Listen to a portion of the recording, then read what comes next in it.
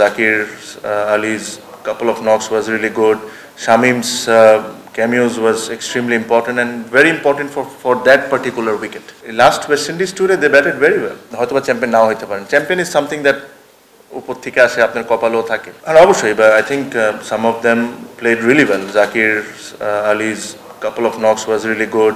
Shamim's cameos was extremely important and very important for that particular wicket. যে উইকেটে খেলা হচ্ছিল 120 130 was a winning total.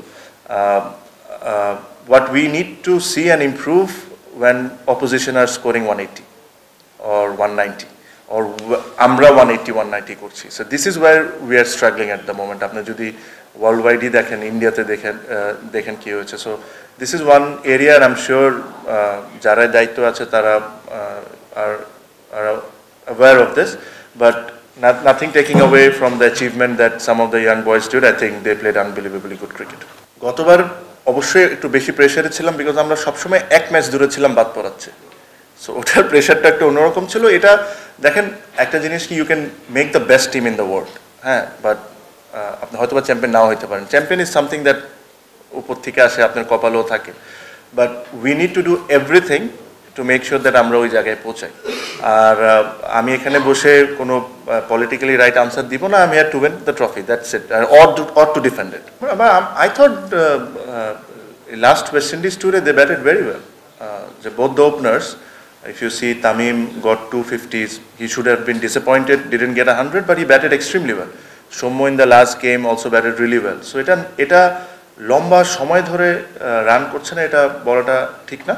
আমার কাছে মনে হয় জাস্ট লাস্ট সিরিজে they have played some very good knocks and then if I am not wrong Soumya played one of একটা টি20তেও সে ভালো ব্যাটিং করেছে. সো মানে এটা আই এম শিওর এটা ওরাও বুঝে.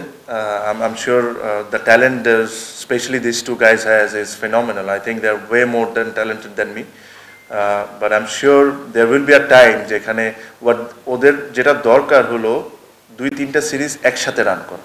when they start to do that তখন ওই কনফিডেন্সটা তাদের মধ্যে এসে যাবে. ওই 2-3টা সিরিজ বছর 1-2 বছর টানা রান করা. সো এই জিনিসটা যখন ওরা করা শুরু করবে there'll always be someone যাকে আমরা লুক আপ টু করবো. Sir I am very sure they have the talent, it's just them realizing that how good they আর.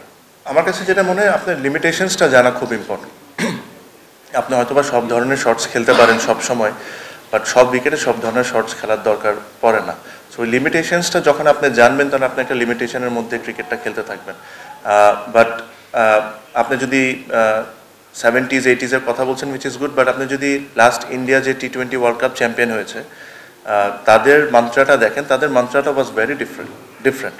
ওদের কথা ছিল যে আমার 70 80 90 দরকার নাই, কেউ যদি 10 বলে 30 করে দেয়, এরকম যদি 3 জন করে আর একজন যদি 50 60 করে তাহলে we are good. So this is the mantra they used and they were very successful. And if this mantra works for Bangladesh cricket, they should try it. If it doesn't work, then they should look for other options. Not just because India did it successfully, আমাদেরও করতে হবে, but this is there to understand that how they became world champions. So এখন বাংলাদেশে যারা think tank আছেন ওনারা চিন্তা করতে পারেন যে আসলে কিভাবে করে ওনারা আগাতে চান. আমাদের বরিশাল থেকে অবজেকশন জানানো হয়নি এতটুকু শিওর, বাট আপনি যদি আমাকে ব্যক্তিগতভাবে জিজ্ঞেস করেন I am very happy with this set up. We will be up there, মানে 1-2 তো বলতেই পারেন. হ্যাঁ, মানে আমাদের the way the team is আমরা সাজিয়েছি, আমার কাছে মনে হয় না যে আমরা যতটুকু পেরেছি ওই গ্যাপগুলো ফিল আপ করার চেষ্টা করেছি. বাট চ্যালেঞ্জটা হবে আফটার দ্য 7-8 গেমস. তখন ওই প্লেয়াররা আসা যাওয়ার উপরে থাকবে, তখন হলো একটু চ্যালেঞ্জ সব টিমের জন্য, আমার টিমের জন্য প্লাস অন্য টিমের জন্য. ওই সময় যারা ওই গ্যাপটা ভালো করে ফিল করতে পারবে ওরা আগিয়ে থাকবে. সবচেয়ে যে জিনিস হলো আমার কাছে মনে হয় যে টুর্নামেন্টটা was a very good initiative, but I thought it was too long. Because আপনি একটা জিনিস মনে রাখতে হবে যে ডোমেস্টিক প্লেয়ার যারা ছিলেন ওরা কিন্তু 2 মাস ধরে 4 ডে ক্রিকেট খেলছিলেন. তারপরে ওরা 13টা দিনে 9টা টি20 খেলেছেন, আবার 3 দিন 4 দিনের ব্রেকে বিপিএলের মতো টুর্নামেন্ট খেলবেন, উইচ ইজ আনাদার হেডটিক. সো এই জায়গায় ইঞ্জুরিসগুলা অকার করে. টুর্নামেন্টের ইনিশিয়েটিভস ওয়াজ রিয়েলি গুড.